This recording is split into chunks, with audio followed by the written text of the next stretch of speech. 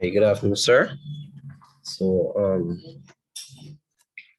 our task at this moment is basically just to go through what we have done for our assignment one. Um, so before we get into our demonstration, I'll remind you of our members, Group B.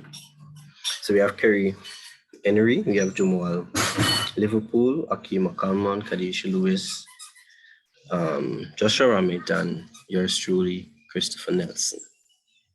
All right, so our task basically was for a bipolar RZ technique is basically to design a digital communication system using MATLAB. So we first had to generate the 1,000 random bits, a billion random bits, and then it had to encode the logical bits to physical signals, simulate the transmission and reception of the signals by adding noise to the signal, and we decode the signal, and then we do a comparison with bit rate and signal to noise ratio and so forth. All right. And then at the end of the presentation, we'll have a brief discussion on the results and some other details based on what we have learned. All right. So here is the code presented. So the first, after close all, we have generation of the bits, right? And then from line 5 to 35 is basically whereby we take the bits and we convert it into signals, right? In this case, we deal with the bipolar line code, right?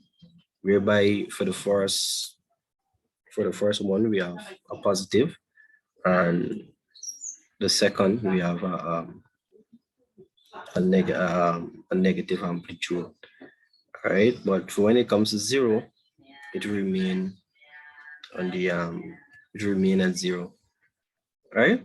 So that is basically it for the generation of the signal, and then we add noise to the signal, white noise to the signal, right? And we basically plot that. You'll see that coming down to the end. Maybe we have the decoding part, right? This is just basically for explanation purpose, right? Because it is commented out, and then we have the actual decoding part here, right? Decoding of the bipolar RZ signal, right? Covering the transmitted bits, right? So this was kind of complicated, but we end up getting through with it, all right? And here we basically compute the bit rate error, right? Which is basically a percentage of the desired bits upon the error bits, right? And this is how we end up with the bit rate error. And then we basically plot the signal to noise ratio. We know that the signal to noise ratio that was given was from -20 to 20. We basically plot it. So what I'm gonna do now is just basically go to the MATLAB code and run the code to show you the signals and the results.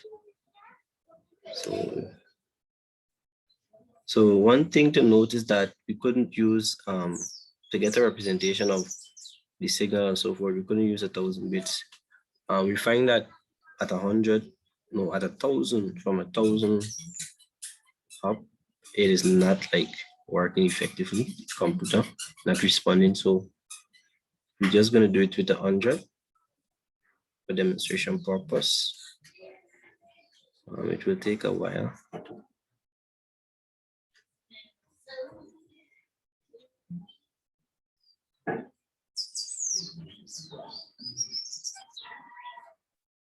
Here you see it's up. So we have the signal to noise versus the bitrate error.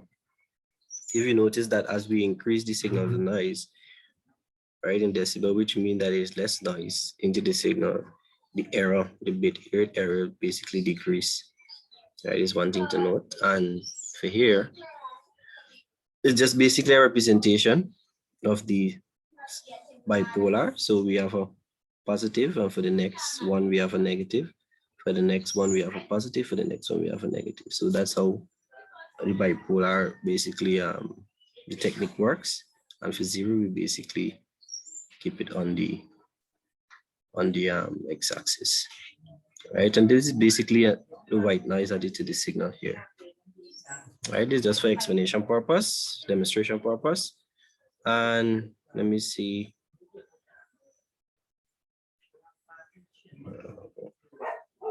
Good. So this is the what I just now presented to you. So, right. So at this point, we just go through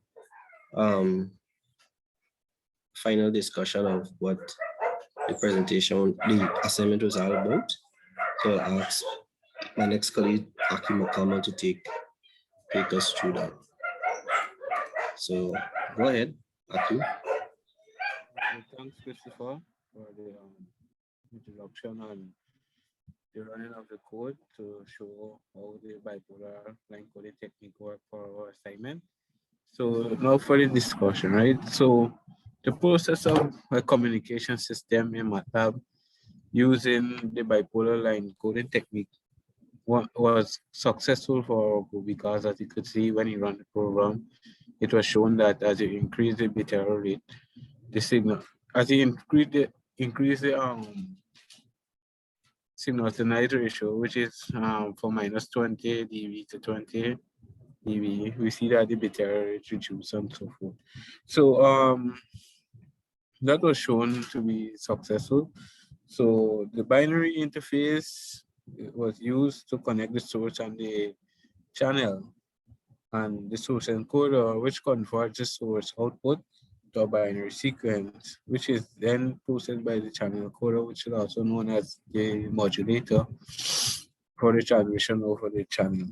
Right? So the source and decoder, which is the demodulator, recreates the source output, while the channel decoder, which is the demodulator, recreates the incoming binary sequence. So that was also shown successfully. For our project or our MATLAB simulation, we use the additive white noise, which was added to the signal as shown in diagram 2 that Mr. Nelson just showed us. And it is basic noise model. It's a basic noise model using information theory to mimic the effect of many random processes that occur in nature.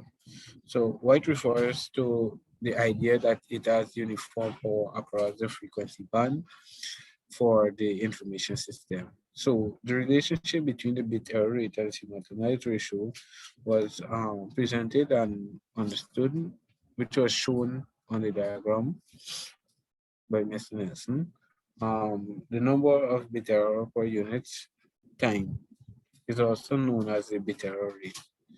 So the bit error rate, also known as BR for the short version or abbreviation, is calculated by dividing the number of bit errors by the total number of transfer bits over a given time interval. So the bit error ratio is a performance metric that is commonly represented as a percentage, right? The signal to noise ratio, which is a scenario one commonly used in the channel capacity theorem, which is S divided by N, where S is the power divided by the noise. So this compares the level of a desired signal to the amount of background noise, right?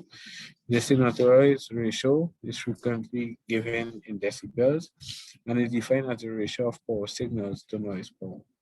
Right? From the bit error and signal to noise characteristic that was generated shows that the higher the signal to noise ratio, which is positive decibel, the bit error rate decreases. And for this reason, less noise results in the signal. So one can conclude that the higher which is the better the signal to noise ratio, is the higher or better the beta rate. That concludes the end of our presentation. Thank you very much.